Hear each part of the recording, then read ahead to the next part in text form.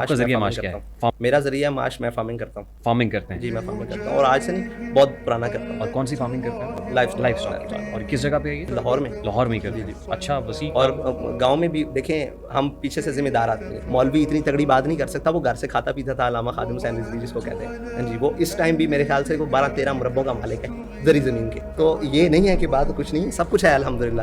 یہ بھی نہیں ہے کہ ہم مسکین ہیں, سارا کچھ کر رہے آتے ہیں, سارے کام کرتے ہیں آتے ہیں. تاثر ہے کہ علامہ خادم حسین رضوی صاحب اسکوٹر پہ تھے اس دن کوئی وقت ابتدا میں کوئی وقت, پھر ان کے پاس جو گاڑی ابتدا میں مثال کے جو گاڑی آئی وہ بھی پرانے چلایا ماڈل ہوگا کی تھی. زندگی میں.